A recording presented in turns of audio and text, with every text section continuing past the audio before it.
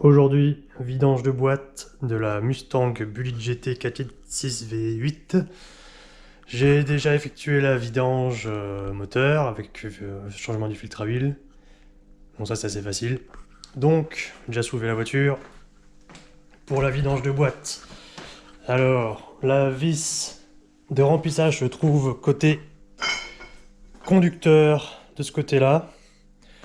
La vis pour vidanger se trouve juste en dessous. On va essayer de voir ça ensemble. Donc au préalable, on a déjà mis un petit carton.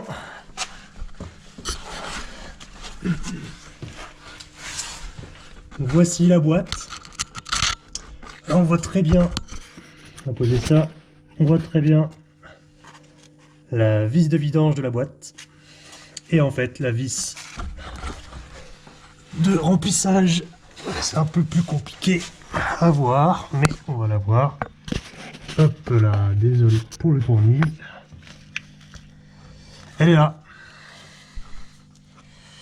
Elle est là, elle est là. Raté. Elle est juste ici. Je sais pas si vous voyez. Là. Là, ici. Comme ça.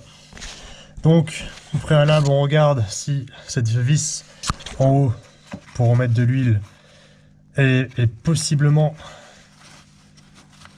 Il est possible plutôt de la desserrer. Vu que j'ai surélevé la voiture que d'un côté, j'ai déjà vérifié que ça c'était possible de la desserrer. Donc maintenant, on va voir pour faire celle-là, pour vidanger la petite boîte. Je vais stabiliser ça. Hop là, on met notre bac à vidange. Donc c'est une clé. Donc en fait j'utilise une rallonge 3/8. Donc j'ai un pas 1/2. J'ai un embout 1/2 sur celui-là. Là c'est un carré 3/8. Et on essaie de desserrer tout ça. Et ben c'est très bien serré. Voilà.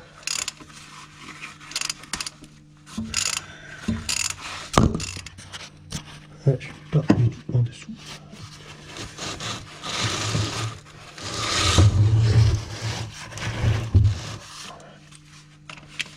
On va encore un peu plein sur la vis. Sur mes outils, bien évidemment.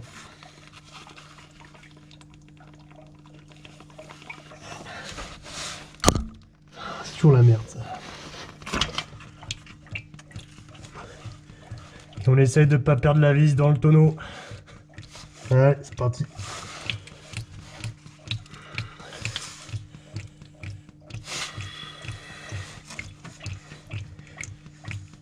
On se retrouve après.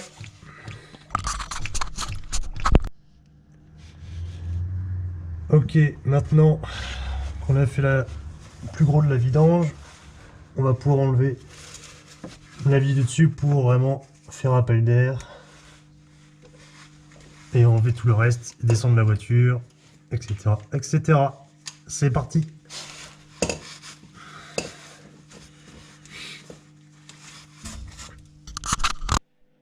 Alors, on va demander à notre ami Google combien de litres il faut mettre dans cette boîte. Donc, bien sûr, comme c'est une voiture américaine, on trouve plus souvent des données en mesure impériale. Donc là, on a tout ce qu'il nous faut. Donc, que ça soit l'huile, le moteur, le réfrigérant, liquide de refroidissement. Donc ça, c'est pour la transmission. Donc là, on est sur le 4 litres 6 V8 TA3650 manuel, bien sûr, parce que c'est une boîte manuelle.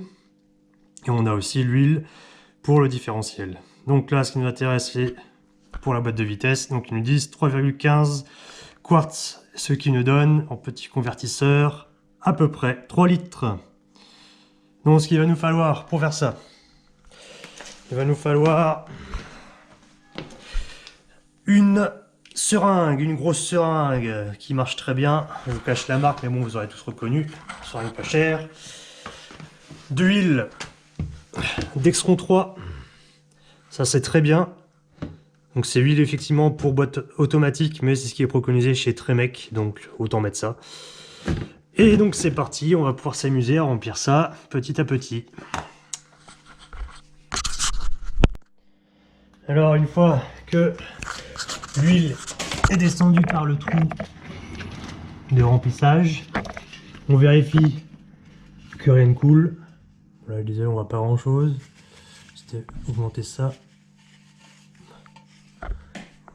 Ouais, on a plus beaucoup de piles.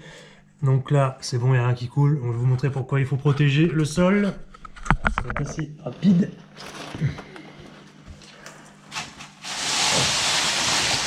Pourtant, j'ai été plutôt précautionneux, comme on dit. Ah, ça c'est aujourd'hui. Et ça c'est aujourd'hui aussi. Voilà, voilà. C'est toujours mieux, au lieu de pourrir son sol, de mettre un petit bout de carton de chez nos amis Oscaro, Mister Auto, ou j'en sais rien, Autodoc. Et voilà. Donc on va passer maintenant aux bougies. On se retrouve pour les bougies. Donc, là où vous voyez la clé, c'est là où nous avons nos bobines. Donc, nous avons une première bobine ici. Ensuite, on fait ça ici. La deuxième, elle est cachée derrière le tuyau. On peut trouver ici. Troisième. Troisième et la quatrième qu'on peut voir ici.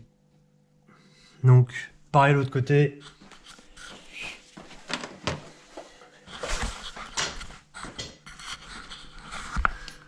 Il y en a une là, une là.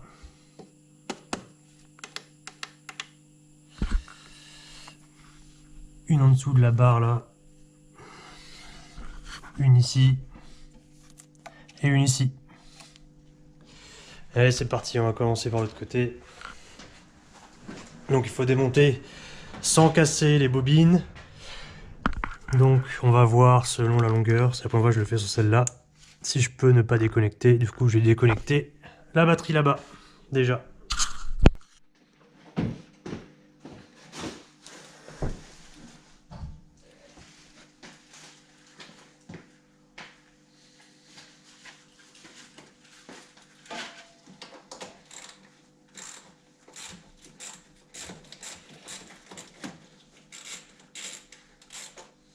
Une clé de 8 pour la batterie. Hop. Voilà.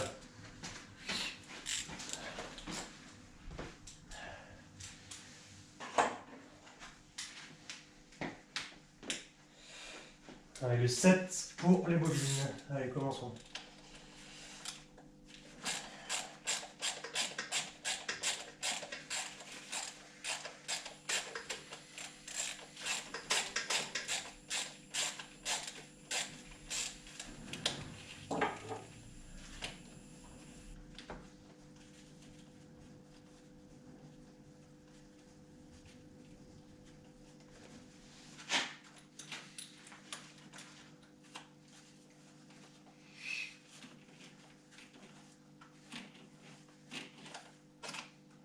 Voilà.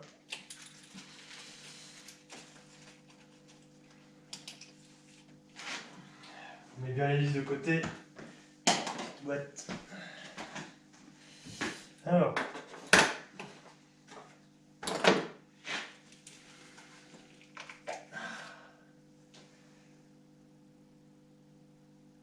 Bon, il y a plein de merde autour.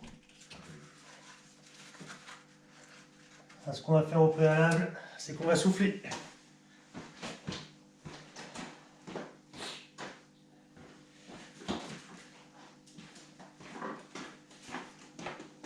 Tu vas aspirer, ce sera mieux.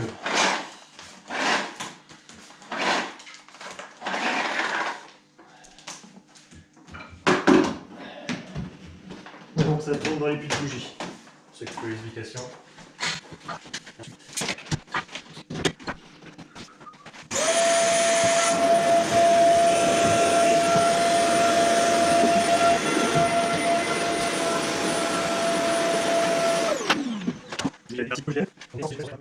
Allez, c'est parti. Voilà.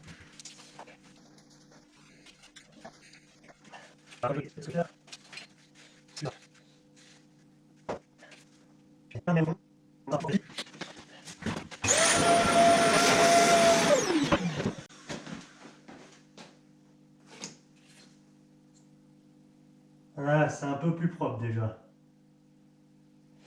On va voir si ça sort bien. Alors, nous avons les bougies neuves. Regardons le pas de la bougie, la clé plutôt. Voilà la bougie, bougie un peu spéciale, très longue.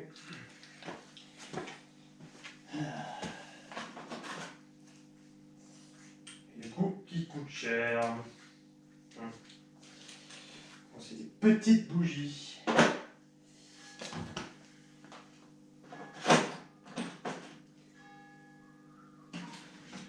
Je pense que c'est du 14. Et gagné. Pour avoir problème.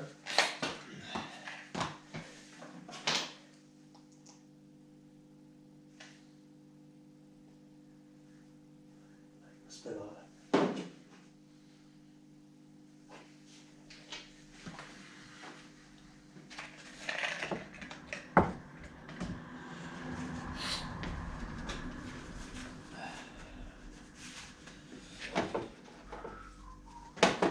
Ça a marché.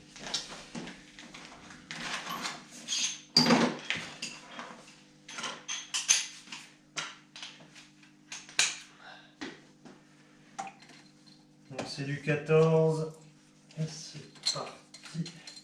Oui, il m'énerve ce truc. On essaie de pas la péter parce qu'a priori. Ah la vache.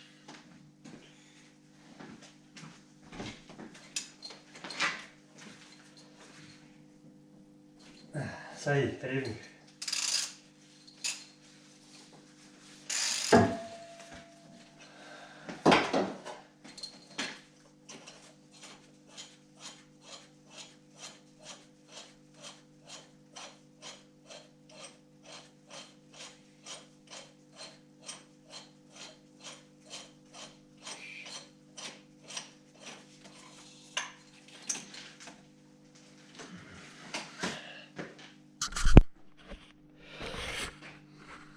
Donc, on resserre tout ça. Et où la lampe? Tout ça à la main. Hop. Tourne à la main jusqu'à temps que ça touche. Hop, ça touche là. Donc, une fois que ça touche, on va pas se serrer comme un bœuf. Sinon on casse tout. Bien sûr, le moteur est froid.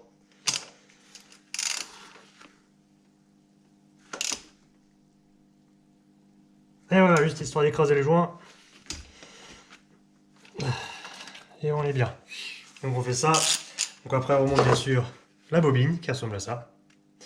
On monte tout ça. On n'oublie pas de connecter, sinon ça marche pas. Et ben, je pense que je suis parti pour à chaque fois passer l'aspirateur. Parce que je vais vous montrer l'ancienne bougie, que je sais plus où je l'ai mise. Ah, elle est là. Et elle a récupéré toute la merde en remontant. Voilà, voilà. Donc les bougies étaient déjà changées parce que c'est pas les bougies d'origine. C'est Motorcraft, hein, Platinum, comme je mets d'ailleurs. Vous trouverez toutes les références dans la description. Et on fait ça pour les 8. Et à tout à l'heure. On se retrouve pour la dernière bougie. Allez. Doucement. Obligé de mettre de rallonge parce que c'est très profond.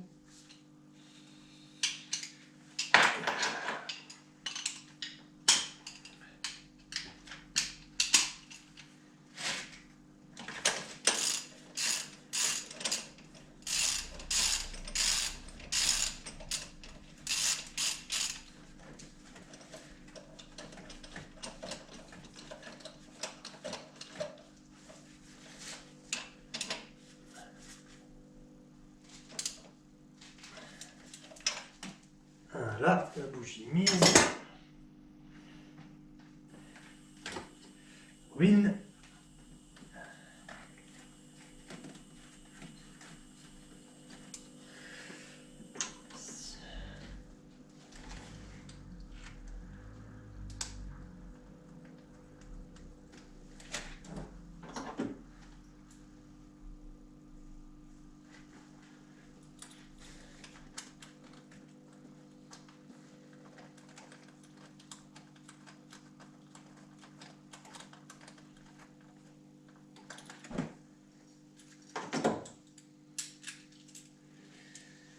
On serre ça, la petite bobine, on remet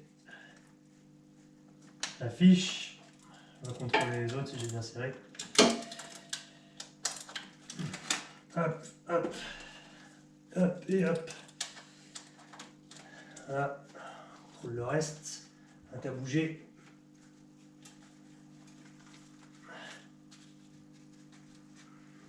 Ça m'a l'air pas mal. Bon, maintenant, eh ben, il me reste encore le filtre à essence. C'est pas fini. Alors, on se retrouve tout de suite pour le filtre à essence.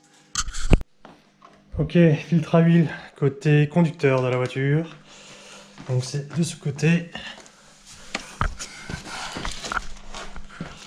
Donc il va falloir enlever ce cache là.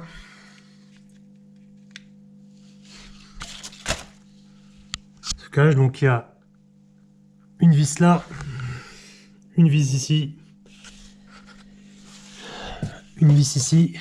Il y a un clip de côté, quelque part par là, qu'il va falloir sauter. Et donc on va avoir accès après au filtre qu'on voit ici, avec attaché ici. Allez, on va enlever ça. Donc là, on a notre bavette là qui est tombée. On a notre filtre à essence qui est juste là. Je démontais ça. Maintenant, il va falloir enlever les deux attaches rapides ici. Donc je vous conseille de prendre un petit bocal pour déjà enlever celui-là. Et après, on enlèvera celui-là. Tout à l'heure, quand ça sera enlevé. Donc là, actuellement, je suis en train de laisser goûter un petit peu dans mon petit bocal. Là-dessous. Donc ça, c'est le nouveau filtre. Donc on a un sens. Il y a une petite flèche juste là. Donc on va pouvoir le monter juste après, comme ça on va éviter d'en foutre partout. Et c'est bien la première fois que j'en fous pas partout en changeant la filtre à essence. C'est une réussite. Voilà, j'ai changé le filtre à essence. Donc là, ce qu'on peut se rendre compte, c'est que déjà, le machin, il est un petit peu rouillé, bizarre. Le vert de gris, on a l'impression, c'est étrange ça. Donc voilà, là ça coule encore un peu. Hop. Et ce qu'on peut voir aussi, je sais pas si vous allez voir, il est plus très transparent l'essence, hein. Un peu marron, donc le filtre il était bien, bien pété. Allez, donc on a notre filtre à essence qui est tout remonté. Alors, plus qu'à mettre les vis qui vont partout là-dessus, le clip, et après la procédure pour remettre en route. Donc, on a remis de la pointe d'huile, le filtre à essence est serré, le cache aussi. On va voir pour remettre l'essence dans le filtre à essence et dans toute la ligne. Donc en gros, il faut tourner quelques fois, histoire de mettre en route. Non, il est pas mal. Voilà. Je vois que ça fait. Allez, et là on va démarrer.